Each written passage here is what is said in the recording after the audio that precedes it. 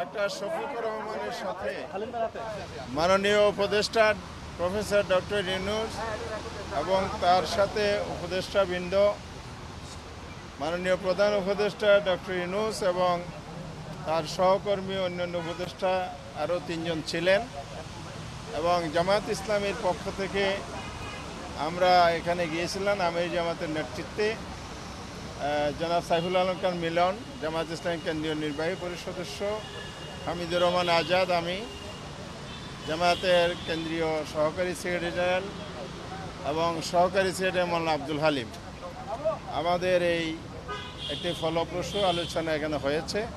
এই ব্যাপারে গণমাধ্যমের উদ্দেশ্যে, জাতির উদ্দেশ্যে এখন এ ব্যাপারে ব্রিফিং করছেন আমাদের সম্মানিত আমির জামাত ডাক্তার শফিকুর রহমান। আসসালামু আলাইকুম রহমতুল্লাহ। আপনারা সবাই কেমন আছেন? আলহামদুলিল্লাহ। আপনারা ইতিমধ্যেই জেনেছেন যে আমরা আজকে মাননীয় প্রধান উপদেষ্টার সাথে সাক্ষাতের জন্য এখানে এসেছিলাম। উনি এবং ওনার সঙ্গে অন্যান্য সম্মানিত উপদেষ্টা মণ্ডলী সেখানে ছিলেন, প্রেস উইংয়ের লোকেরাও ছিলেন। আমরা দেশের বর্তমান বিদ্যমান পরিবেশ পরিস্থিতি নিয়ে কথা বলেছি।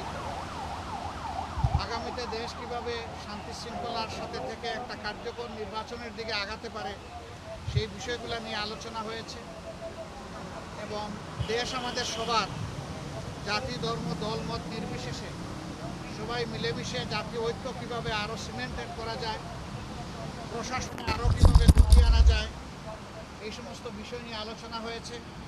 পাশাপাশি আলোচনা হয়েছে দ্রব্যমূল্যের যে ঊর্ধ্বগতি, যেটাতে মানুষের কষ্ট হচ্ছে, এটাকে লাঘব করার জন্য মানুষের সামর্থ্যের ভিতরে দ্রব্যমূল্যকে নামিয়ে আনার জন্য কী পদক্ষেপ নেওয়া যায় সেই সমস্ত বিষয় নিয়ে আলোচনা হয়েছে। আগামীতে রমজান মাস আসছে, এটাকে সামনে রেখে অসাধু ব্যবসায়ীরা যাতে বাজারে কৃত্রিম সংকট সৃষ্টি করতে না পারেন এই সমস্ত বিষয়ে আমরা পরামর্শ করেছি। এর পাশাপাশি আইন শৃঙ্খলা পরিস্থিতি নিয়ে অনেক আলোচনা হয়েছে।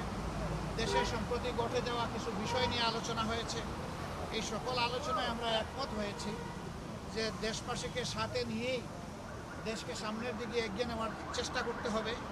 আর দেশের স্বার্থ বিরোধী কর্মকাণ্ডে যারাই জড়িত থাকবে তাদেরকে অবশ্যই আইনের আওতায় আনতে হবে। আইনের আওতায় এনে দেশকে শান্তি শৃঙ্খলা ফিরিয়ে দিতে হবে এবং এর জন্য প্রয়োজন হচ্ছে সর্বোচ্চ জাতীয় ঐক্য।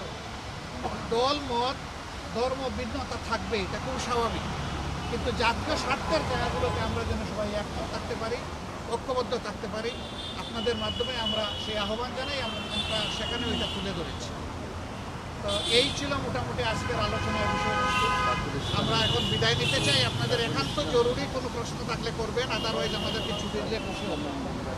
নির্বাচনের ব্যাপারে কি আলোচনা হয়েছে? মানে রোডম্যাপ নিয়ে কথা হয়েছে না, ওই রকম ডেফিনিট কথা হয়েছে আলোচনা। আজকের প্রেক্ষাপটটা ঠিক ওরকম ছিল না, এই জন্য ওই ধরনের ডেফিনিট কোনো আলোচনা আমরা করি।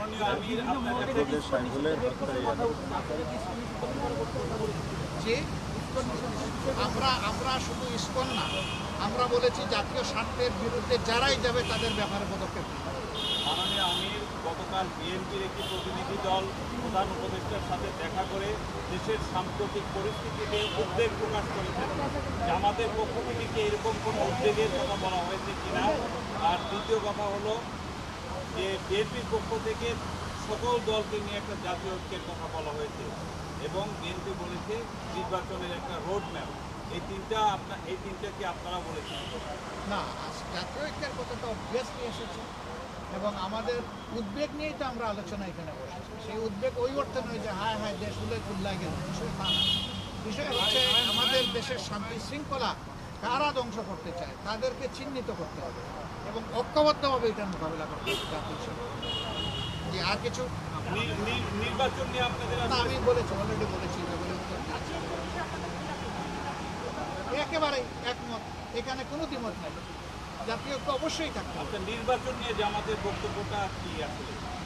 আমাদের বক্তব্য তো আমরা পরিষ্কার করেছি যে মিনিমাম সংস্কার যেগুলো দরকার, যেমন আমাদের 41 দফা দাবি আছে সংস্কারের, কিন্তু এই সরকারের জন্য আমরা 41 দফা দেইনি। আপনাদের মাধ্যমে আমরা মাত্র 10 দফা দিয়েছি, জাতির সামনে উপস্থাপন করেছি এবং তাদেরকে আমরা হ্যান্ড ওভার দিয়েছি। আমরা চাই যে এই সংস্কারগুলো দ্রুত করা দরকার। এই সংস্কারগুলো করে যত দ্রুত সম্ভব নির্বাচন দিয়ে দেওয়া উচিত। জি ধন্যবাদ সবাইকে, এখানে আমরা শেষ করতে চাই। জি অনেক ধন্যবাদ আপনাদের আদত ভাই, আপনি আমাদের অনেক হেল্প করলেন, কষ্ট করলেন ভাই। বাবু নামটা তো একেবারে স্মৃতিতে। থ্যাংক ইউ আদত ভাই। জি, চক্র মানে